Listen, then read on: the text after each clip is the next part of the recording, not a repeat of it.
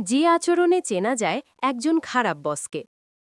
একটি প্রতিষ্ঠানের সফলতা বা ব্যর্থতার পেছনে কর্মীদের পাশাপাশি নেতৃত্বের ভূমিকাও অত্যন্ত গুরুত্বপূর্ণ। একজন ভালো বস শুধু কাজ আদায় করেন না, তিনি কর্মীদের অনুপ্রাণিত করেন, তাদের দক্ষতা বাড়াতে সাহায্য করেন এবং একটি ইতিবাচক কর্মপরিবেশ তৈরি করেন। অন্যদিকে একজন খারাপ বস প্রতিষ্ঠানের পরিবেশকে বিষাক্ত করে তুলতে পারেন। তার আচরণ কর্মীদের মানসিক চাপ বাড়ায়, কাজের আগ্রহ কমিয়ে দেয় এবং প্রতিষ্ঠানের সামগ্রিক উৎপাদনশীলতাকে ক্ষতিগ্রস্ত করে।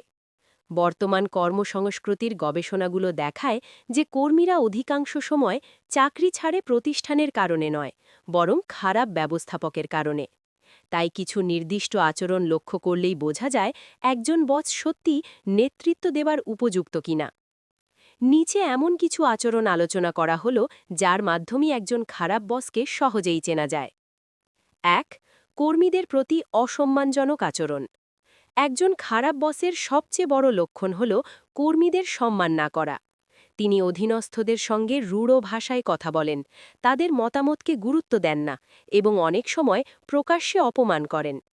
মনোবিজ্ঞানের গবেষণায় দেখা গেছে কর্মস্থলে অসম্মানজনক আচরণ কর্মীদের আত্মবিশ্বাস কমিয়ে দেয় এবং তাদের কাজের মানও খারাপ করে। একজন নেতার উচিত কর্মীদের সম্মান দিয়ে তাদের মধ্যে আত্মবিশ্বাস তৈরি করা, কিন্তু খারাপ বস ঠিক উল্টোটা করেন। ২. সবসময় দোষ খোঁজা, প্রশংসা না করা। ভালো নেতা কর্মীদের ভুল ধরিয়ে দেন ঠিকই, কিন্তু তাদের ভালো কাজের প্রশংসাও করেন। কিন্তু খারাপ বসের একটি সাধারণ বৈশিষ্ট্য হল তিনি সবসময় ভুল খোঁজেন, ভালো কাজের স্বীকৃতি দেন না, কর্মীদের মনোবল ভেঙে দেন। গবেষণা বলছে কর্মীদের কাজের প্রশংসা করলে তাদের উৎপাদনশীলতা প্রায় ৩০% পর্যন্ত বাড়তে পারে। অথচ খারাপ বসরা এই সহজ বিষয়টিই বোঝেন না। ৩. পক্ষপাতমূলক আচরণ করা। খারাপ বস প্রায়ই কিছু নির্দিষ্ট কর্মীকে অযথা বেশি সুবিধা দেন। কারো সঙ্গে ব্যক্তিগত সম্পর্ক থাকলে তাকে সুযোগ দেন, আবার অন্যদের অবহেলা করেন। এই ধরনের পক্ষপাতমূলক আচরণ অফিসের পরিবেশকে নষ্ট করে দেয়। এতে কর্মীদের মধ্যে হিংসা, অসন্তোষ এবং অবিশ্বাস তৈরি হয়, ফলে দলগত কাজের পরিবেশ ভেঙে পড়ে। ৪. দায়িত্ব নিতে না চাওয়া। একজন প্রকৃত নেতা নিজের দলের ব্যর্থতার দায়ও নিজের কাঁধে নেন। কিন্তু খারাপ বসের বৈশিষ্ট্য হল সফল হলে কৃতিত্ব নিজের বলে দাবি করেন, ব্যর্থ হলে দোষ চাপিয়ে দেন কর্মীদের ওপর। এই ধরনের আচরণ কর্মীদের মধ্যে ভয় এবং অনিরাপত্তা তৈরি করে, ফলে তারা ঝুঁকি নিতে চায় না এবং নতুন কিছু করার আগ্রহ হারিয়ে ফেলে। ৫. অপ্রয়োজনীয় চাপ সৃষ্টি করা। খারাপ বসরা প্রায়ই অযৌক্তিক সময়সীমা নির্ধারণ করেন এবং অপ্রয়োজনীয় চাপ সৃষ্টি করেন। রাত পর্যন্ত অফিসে বসিয়ে রাখা, অযথা কাজ বাড়িয়ে দেওয়া, ব্যক্তিগত সময়কে সম্মান না করা, এসব আচরণ কর্মীদের মানসিক ক্লান্তি এবং কর্মক্ষয় সৃষ্টি করে। গবেষণা বলছে অতিরিক্ত চাপ কর্মীদের কর্মদক্ষতা কমিয়ে দেয় এবং দীর্ঘমেয়াদে প্রতিষ্ঠান ক্ষতিগ্রস্ত হয়। ৬. যোগাযোগের অভাব। একজন ভালো বস কর্মীদের সঙ্গে নিয়মিত কথা বলেন, তাদের সমস্যা শোনেন এবং নির্দেশনা দেন।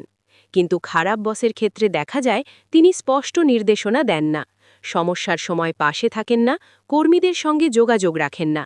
ফলে কর্মীরা বিভ্রান্ত হয়ে পড়ে এবং কাজের মান কমে যায়। ৭.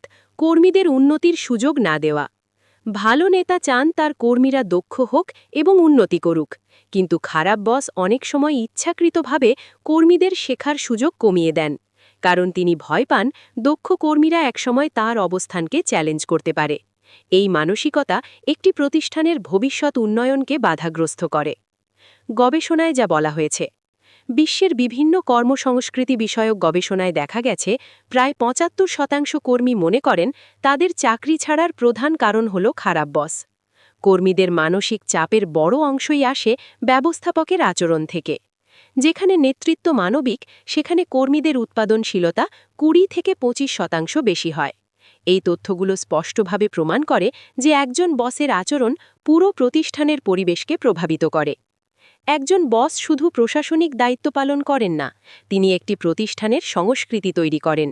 একজন ভালো বস কর্মীদের অনুপ্রাণিত করেন, তাদের দক্ষতা বাড়াতে সাহায্য করেন এবং একটি সুস্থ কর্মপরিবেশ গড়ে তোলেন। অন্যদিকে একজন খারাপ বস তার আচরণের মাধ্যমে কর্মীদের হতাশ করে দেন, তাদের সৃজনশীলতা নষ্ট করেন এবং প্রতিষ্ঠানের অগ্রগতিকে বাধাগ্রস্ত করেন। তাই একজন নেতার প্রয়োজন মানবিকতা, ন্যায়পরায়ণতা এবং যোগাযোগের দক্ষতা। কর্মীদের সম্মান দেওয়া, তাদের মতামত শোনা এবং তাদের উন্নতির সুযোগ তৈরি করা একজন ভালো নেতৃত্বের মূল বৈশিষ্ট্য। যে প্রতিষ্ঠানে নেতৃত্ব সঠিক, সেখানে কর্মীরাও আনন্দের সঙ্গে কাজ করে এবং প্রতিষ্ঠান দ্রুত সফলতার পথে এগিয়ে যায়।